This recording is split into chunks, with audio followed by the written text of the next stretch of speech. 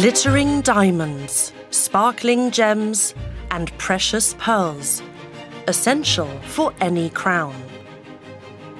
And true gifts from nature. So we'll give that a bit of a wash with water, a beauty. Extracting these treasures often means exploitation and environmental damage, but there is another way to make jewellery. If we look after nature, it looks after us. And nature can also instruct us in its treasures. If you know how it's done, you get a diamond at the end.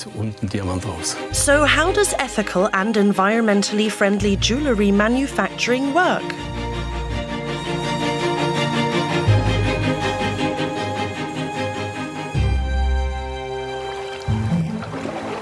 The water is ice cold, but for the nature conservationists, that's all in a day's work. Here's one and another one. Here they are. They seem to like it here. They lie nestled in the bed of this small stream, freshwater pearl mussels, a delicate marvel of nature.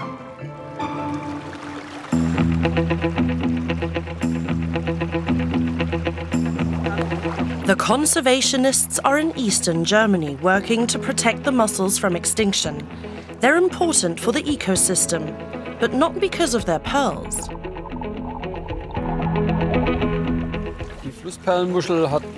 Freshwater pearl mussels have existed on this planet for 230 million years, so they've seen a lot. It's one of the oldest species in the world today. Freshwater pearl mussels have seen the dinosaurs come and go. But now it's us humans who might be the ones to drive them to extinction. An aquascope helps the researchers have a clear view underwater. Rebecca Höss uses a detector to locate the mussels that have been tagged with a tiny microchip. That helps the scientists keep tabs on the mussel population, which they monitor once a week. This allows us to tell what kind of mussel it is without having to remove it from the stream, which would stress the mussel. But to make sure it's still alive, we do have to take them out once a year.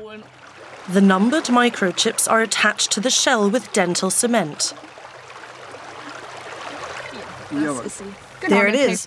The day is correct, and it's still where we left it. Super. Perfect. A few thousand years ago, the streams here were full of mussels.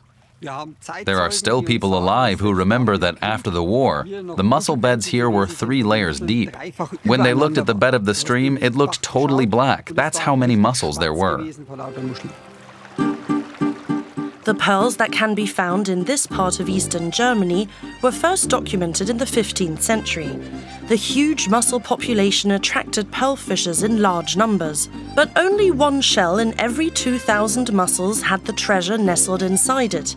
A news report from the 1960s is a testament to that history. The eye of the law keeps watch. The fishing trip takes place under the supervision of the mayor. This pearl is said to be as valuable as the treasures fished from the South Pacific and the waters around Australia.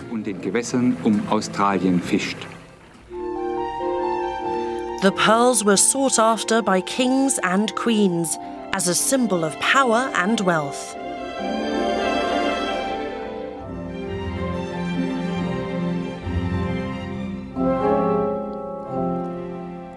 Today, the mussels themselves are the treasure.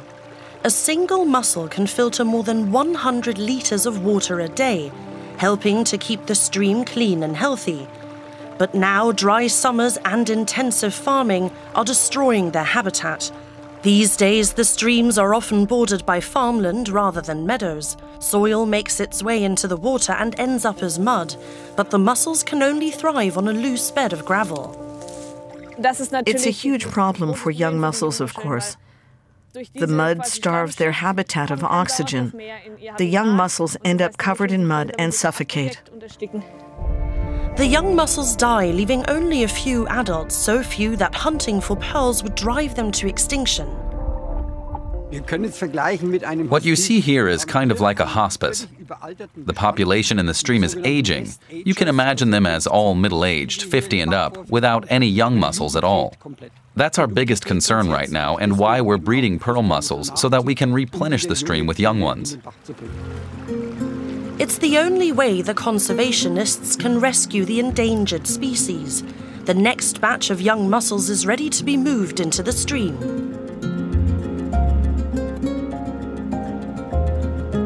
On the other side of the world, the South Pacific is home to pearl oysters. This species isn't endangered, so cultivating pearls here is viable, and it can also be sustainable. There's a huge oyster farm beneath the surface of the water, with thousands of oyster nets on ropes that extend for kilometers. Marine biologist Justin Hunter is an expert on these delicate ocean dwellers. He's been farming the species Pinctada margaritifera for 20 years. Pearl aquaculture requires patience and a delicate touch. That's because every cultured pearl begins with a grafting procedure that mimics what would normally be a natural process. We don't want to overstress them. This operation, of course, is quite a bit of stress, but we try to handle them as gently as we can. They are living animals. That's why, they're kept wet, they're quickly washed, cleaned.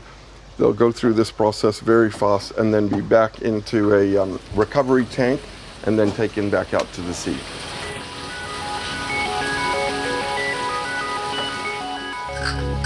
Masuda Dungalo is the most important member of the team. He carries out the grafting procedure on the oyster, which induces pearl formation by imitating a natural process.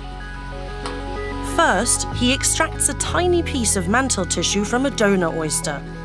That tissue is then implanted into the recipient oyster, along with a tiny mother-of-pearl nucleus. In a natural defense mechanism, the oyster will form what is called a pearl sac around the foreign body. Over time, the nucleus is covered with what is called nacre, layer by layer creating a pearl.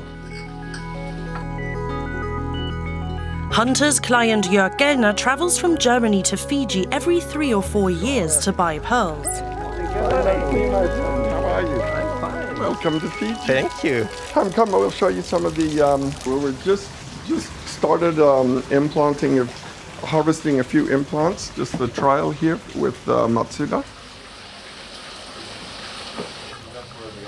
Here's the oyster that's already been implanted with the nucleus and the mantle tissue. The tissue will grow around the nucleus and over 2 years cover it with 2,000 delicate layers of nacre, mother of pearl. With any luck, the end result is a perfect pearl.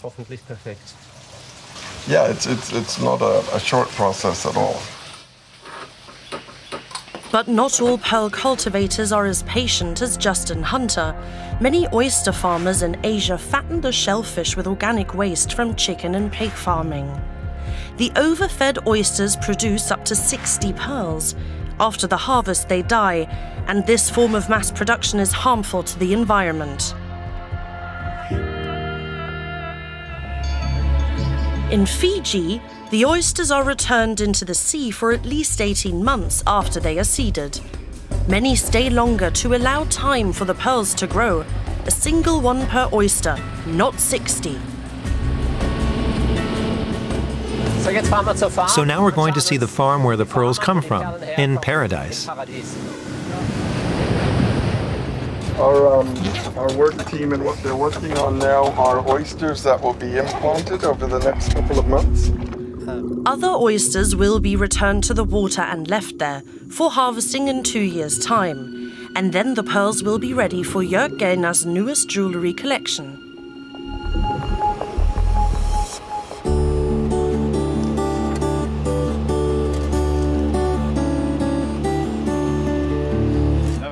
So let's see what the mountain has in store for us. Flo, do you remember how to get there? Just like the oceans, mountains are also home to many natural treasures concealed in the rocks. Twin brothers Gerhard and Hannes Hofer have spent every free minute in these mountains since they were 12, looking for crystals and precious gems. Today, they're professional crystal hunters.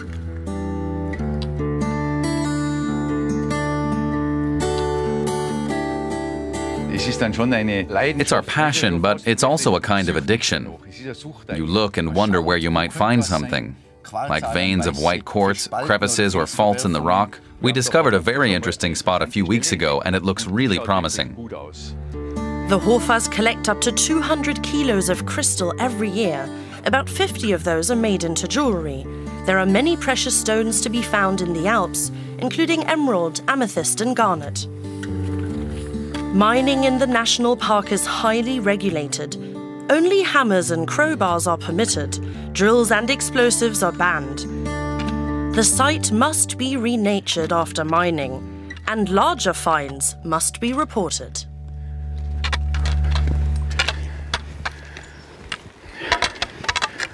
What we do is very careful and respectful. We're not changing anything. We're not using any chemicals. And when we remove the crystals, we make sure we don't disturb anything.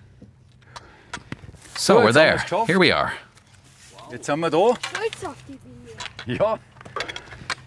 We're going to work our way into that crevice. We're going to clear this spot and see what's down there. We've piled it up with stones.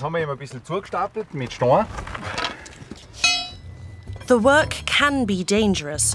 One of them will have to venture down into the narrow crevice and inspect the rock. They discovered traces of quartz here a few days ago, which is a promising sign. But they still don't know whether there are any valuable crystals to be found here.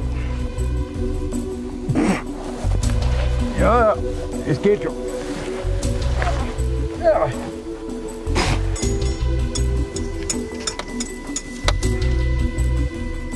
It's not going in. I'll send the canister down to you.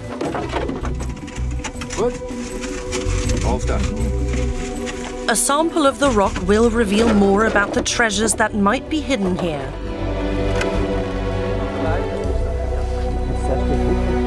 Was it all worth the effort? There's very, very fine rock crystal here. Not that big yet, but it's a good indicator for larger crystals. It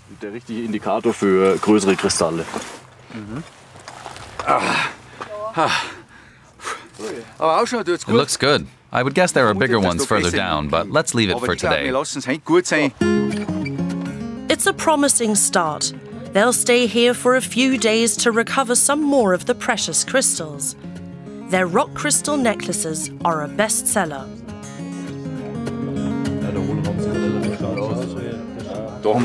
So we've cleaned this one up a bit, and as you can see, it's super high quality. The glittering, brilliant white crystals. It's 15 million years old. We're the first humans to ever have seen it. No one's ever touched it before. This beautiful crystal has been forming underground for an eternity, like the diamonds set in crown jewels, and now gets its moment to shine.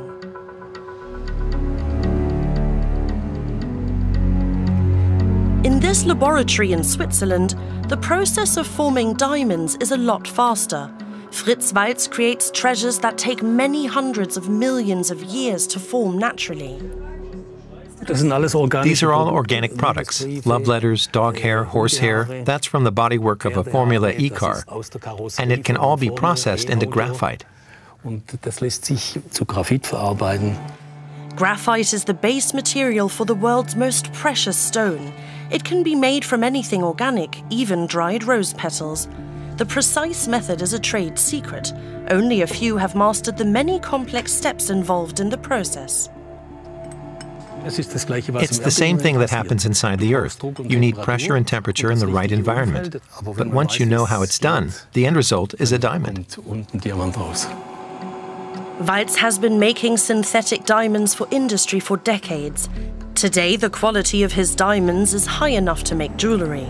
Diamonds form naturally under extreme heat and pressure in the Earth's interior.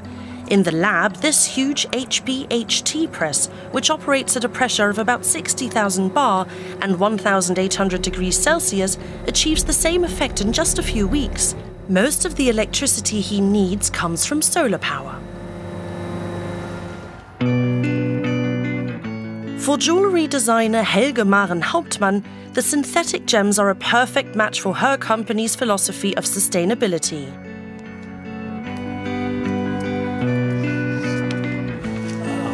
Hello, Herr Waltz. Hello, welcome. Ready to see the diamonds? Happy to be here. Okay, let's take the rough stone out of the cell. We'll open it and see what we get. The goldsmith has ordered a stone for a diamond ring. We'll get it cut and polished in Antwerp, right? As a brilliant cut. Yes, exactly. Great. For me, this is definitely a great alternative to natural diamonds, because mining diamonds doesn't just remove the gems, but all the overburden as well. And then there's the shipping distances. The carbon footprint includes all the steps in the process, like water consumption, etc. So the environmental impact of synthetic lab-grown diamonds is still smaller. That's a real diamond, grown in the lab, and the other is a naturally occurring diamond. Visually, physically, and chemically, you can't tell them apart. The authenticity is certified by independent gemstone laboratories. 3 weeks after being cut and polished, the diamond is finally in Ulm. Goldsmith Helge Maren Hauptmann sets the finished diamond to create an ethical and sustainable piece of jewelry. A synthetic diamond costs 30 to 40% less than a natural one. Demand is growing, particularly among younger customers. We've got recycled 18-karat yellow gold and the synthetic lab-grown diamond. It completely eliminates child labor as well as mining, so there's no harm done to the environment. And the end result is a totally sustainable product. Gemstones made by human hands rather than nature, its own kind of miracle. The habitat of the freshwater pearl mussel is under threat. Too few mussel larvae survive. In a cross-border project, Wolfgang Degelmann is breeding the protected animals. And for that, he needs brown trout. Without these fish, there would be no mussels. When a brown trout swims by, the larvae cling to the gills of the fish. The larvae grow there, protected over the winter. Once they're large enough, the young mussels drop out of their host's gills and onto the gravel bed. They'll spend about 6 years buried here until they're fully grown. Once they're sexually mature, the cycle begins again. The trout isn't really keen on being the host. You can almost imagine them complaining about it. It's annoying for these fish because the mussel takes oxygen and food. It's a parasite. But the symbiosis works, even though it's just once in a lifetime, because the following year, the trout will have developed a resistance to the mussel. At the breeding station, Daniel Höllering and Michael Blaha check on the larvae nestled in the trout's gills.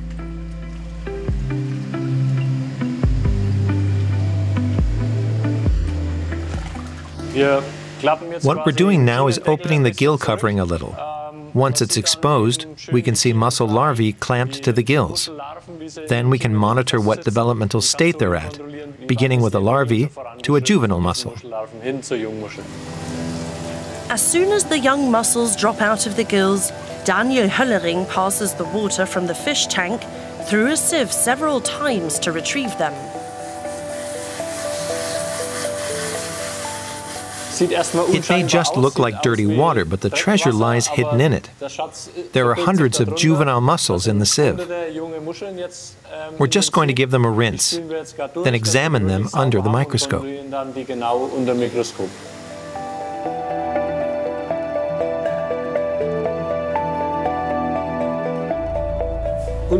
How's it looking, Daniel? It looks really good, around 300 in today's harvest. Super.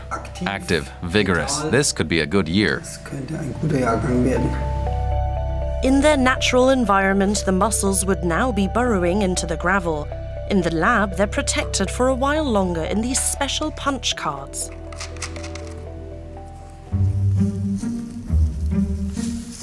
And then it's time to leave the lab.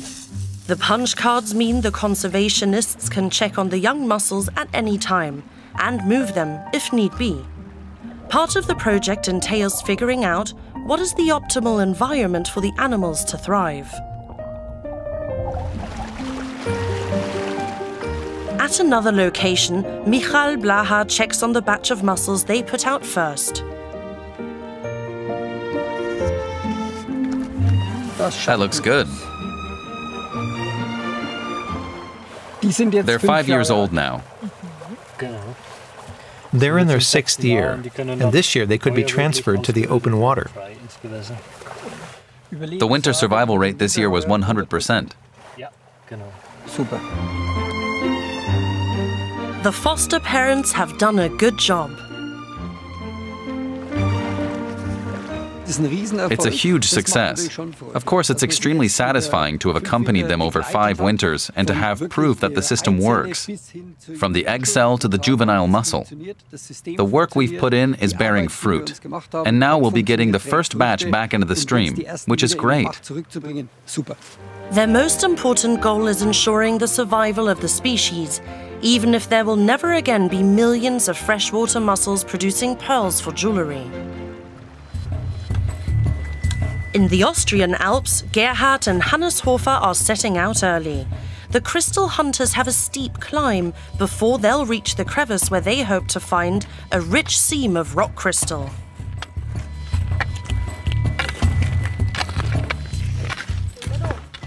Sometimes you go for days, even weeks, where all you take home are a few little slivers. That's when you tell yourself, good. I found a little sliver today. That's good too. You don't always go home with a full backpack. Will they find larger crystals than yesterday? Gerhard Hofer squeezes himself down into the narrow cavity again.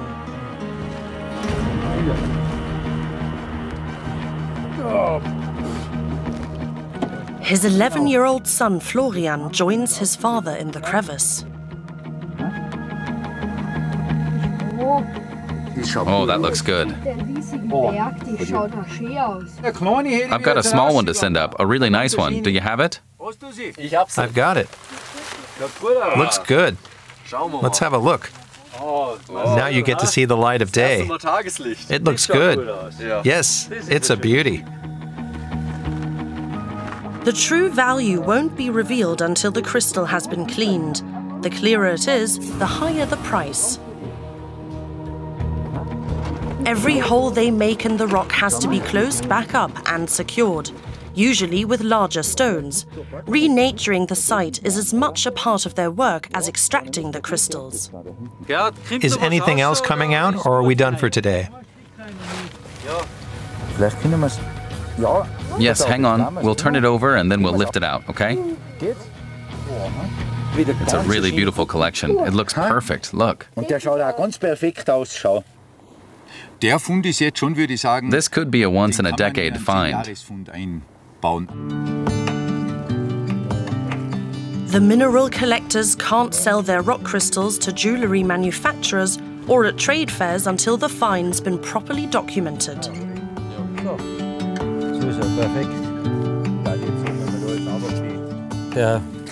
It's about 40 by 30. And yes, weighs a bit more than 20 kilos. Should be about right. That'll probably bring in 1,000 euros, maybe even a bit more. 1,000 euros.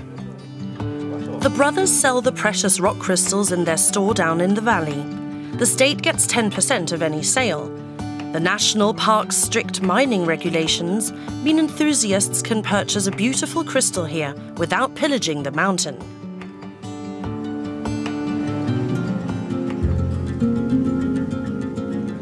Back in Savu-Savu, the vast underwater farm extends across the bay. Jewelry manufacturer Jörg Gellner is taking a look at Justin Hunter's pearl cultivation program. It's harvest time. The oysters are cleaned of parasites before being brought to shore. Even in ancient times, pearls like these were famous and particularly prized. It's said that Cleopatra's earrings were made using pearls from this mussel species.